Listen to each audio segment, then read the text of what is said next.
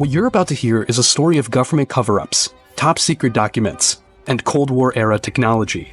This is not a conventional weapon of mass destruction, but something far more terrifying. A weapon that targets the human mind itself. This weapon, once deployed, has the power to fundamentally alter the way your brain functions. It's not just about changing your thoughts or emotions. It's about rewiring the very essence of who you are. And it's happening right under our noses, every single day. Dr. Jack Kruse shed light on some shocking revelations about this mysterious weapon. His insights challenge everything we thought we knew about MKUltra and its modern-day implications. The entire intelligence community of the United States has publicly and vehemently denied these allegations. But as we've learned time and time again, official denials often mask the darkest truths. So you may have heard of this program called MKUltra. So MKUltra is the merging of two things. The first thing gets merged is this idea from Dallas that they're going to study it. Then there's another guy who's a 1937 surgeon, SS guy named Kurt Plotkin. Plotkin worked with the Nazis. His idea was mind control through the use of Mexican peyote. They decide to employ it here first. So Delgado finds out that actually it does work. You can do it without wires. You don't have to do brain surgery on the animal to do it. And then they asked the next question. They didn't have to install anything in the brain? No, they did not. But this was the key step. This is the step where I think your audience, people find it incredulous when I tell them the next step was, could you do this using light and light alone? And it turns out they found out you could. If you use blue light specifically, just so you know, Meta and Google today own those patents. As soon as you connect to any of those, I have your password, I have anything in between. Oh man. Everything you do on an unsecured network is at risk. Your passwords, credit card info, and even sensitive work documents could be exposed to prying eyes. Now more than ever, is it important to protect your data online? Think about public Wi-Fi. You're at a cafe, or in an airport, or even at the gym, and you're connecting to free Wi-Fi without a second thought.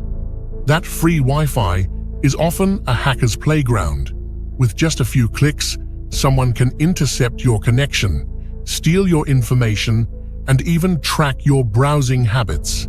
That's where Private Internet Access, or PIA, comes in.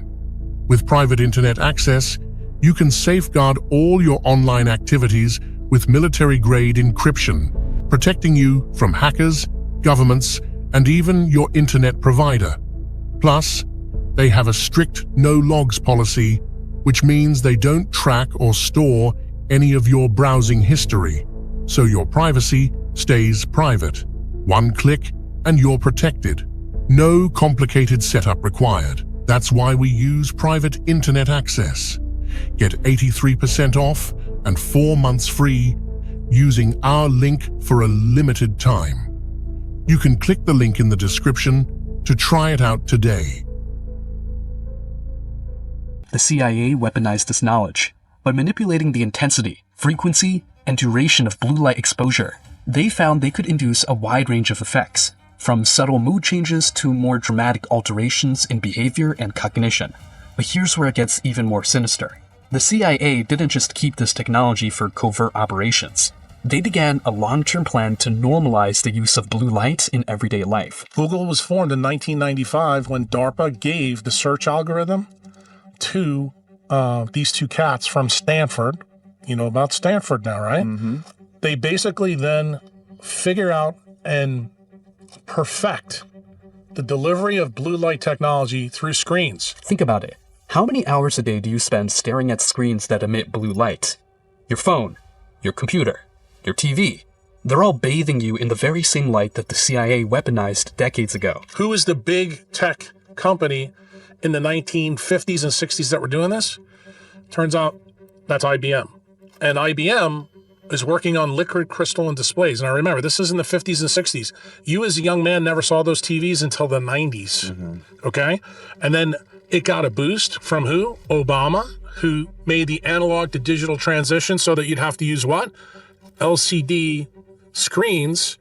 And then what else did he do? We're going to ban incandescent bulbs. Why? Because incandescent bulbs not only have fake blue light, But they also have purple and red, which is what you need as the antidote to blue. This isn't just about energy efficiency or better picture quality. It's about creating an environment where we're constantly exposed to the type of light that can be used to manipulate our minds. But the story doesn't end there. As technology has advanced, so too have the methods of mind control. Welcome to MK Ultra 2.0, or as it's officially known, the Brain Health Initiative. Guess what MK Ultra is called today? Do you know? Any of your conspiracy boys ever I talk? have no clue. Brain Health Initiative set forth in 2013 by President Obama. Do you know where it's based? In Central and South America. Isn't that funny that it's in the same places where you can't find it? And do you know where it's hidden in? Places called centers of excellence. This new iteration of MK Ultra isn't about crude experiments with LSD or electroshock therapy. It's a sophisticated, multifaceted approach to controlling the human mind using cutting-edge neuroscience and technology. So the Brain Health Initiative comes in. This stuff is being done in places right now. Many of the things that you're seeing in the transhumanist movement is actually being done. So now you may start to understand why we have an open border. All the people that have been through these training programs in Central and South America are being let into the United States, and they're being deployed in very specific cities. So you want to know why Springfield, Ohio has who they have there? Do you want to know the reason why people are being brought into Alabama? Neurosurgery and in research. There's a reason, my friend. Do you understand the game that's going on? The Brain Health Initiative claims to be about improving cognitive function and treating neurological disorders. But beneath this benevolent facade lies a sinister agenda. Using advanced brain-computer interfaces, nanotechnology, and genetic engineering, they're working to create a new generation of humans, ones that are more compliant, less questioning, and easier to control. 55% of the United States population has been MK Ultra'd through the screen technology. So they're all obedient idiots. But why would they do this? It all comes back to power and control.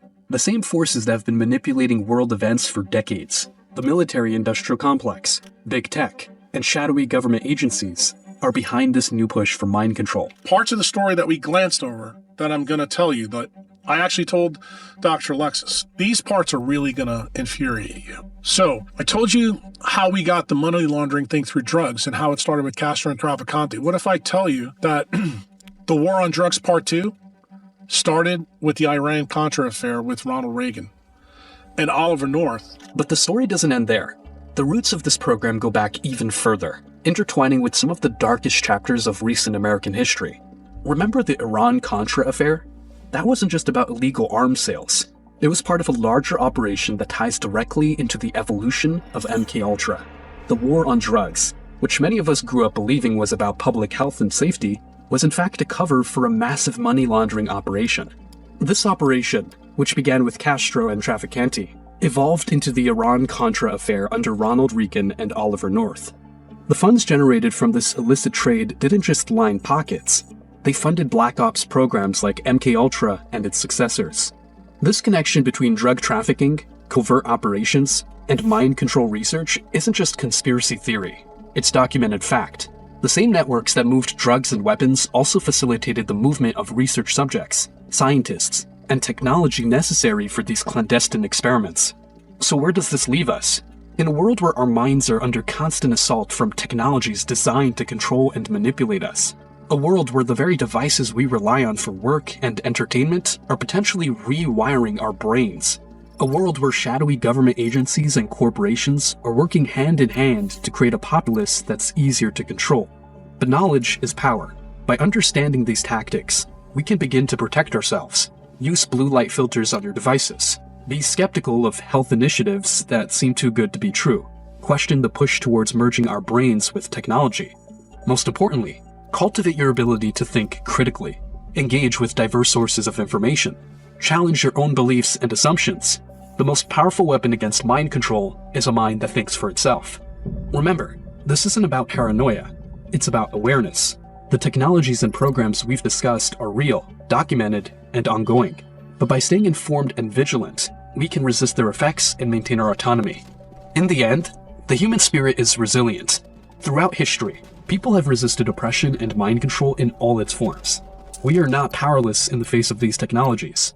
By coming together, sharing information, and supporting each other, we can create a future where technology enhances rather than controls our lives. MK Ultra 2.0, 3.0, 4.0, but guess what MK Ultra is called today? Do you know? Any of your conspiracy boys ever I tell have you? no clue. Brain Health Initiative set forth in 2013 by President Obama. Do you know where it's based? In Central and South America. Isn't that funny that it's in the same places where you can't find it? And do you know where it's hidden in? Places called centers of excellence. How do you know that I'm right? Do you remember the story I told you about Sidney Gottlieb before? In MK Ultra 1.0, when he took LSD and dripped it down on St. Louis? Do you know who sponsored that experiment? Washington University and the U.S. Navy. That's also discoverable. Do you know where Washington University is? Washington? St. Louis. It's a major medical school in St. Louis. They were part of it. Do you know who sponsored the Brain Health Initiative? Washington University and the U.S. Navy. How do you like that? Did you put this together by yourself? Yep. Bro. No one else is talking about this? Just so you understand why. What do doctors do? Especially good doctors, they're diagnosticians. They take a mystery and a patient to try to figure out what's going on. This mystery, I've been picking up clues and breadcrumbs for 30 years of my medical training. And I don't fucking forget anything, bro. You see, I'm doing this all from my memory right here. Do I have any notes in front of me? No. And the only thing I blanked on was the dude's name from Chicago. Right. So, this story isn't finished yet. So the Brain Health Initiative comes in. This stuff is being done in places right now. Many of the things that you're seeing in the transhumanist movement is actually being done. So now you may start to understand why we have an open border. All the people that have been through these training programs in Central and South America are being let into the United States, and they're being deployed in very specific cities. So you want to know why Springfield, Ohio has who they have there? Do you want to know the reason why people are being brought into Alabama? There's a reason, my friend. Do you understand the game that's going on? Why are they specifically bringing people into Springfield, Ohio, and Aurora, Colorado, and all this stuff? Like, what's the significance of those places? What would a transhumanist do? Does a transhumanist really have any care about the people that are here, or do they want their people that are easily controllable in? But the reason I'm paying attention to this is you need to realize I pay attention to all of the families of the big Silicon Valley people. Why? Because they are all tied to MK Ultra 4.0, 5.0. Every single one of them. And there's a reason they follow the rules of the industrial military complex, because they're designed to do that. Okay? And guess what? They get that training at the universities that they went. Stanford, Harvard. Just remember where all these people come from, my friend. Name any of them. Is this why you moved out of the country? Pretty much. And look, I've been saving this for 30 years. And I believe we're in the ninth inning. 55% of the United States population has been MK Ultra'd through the screen technology.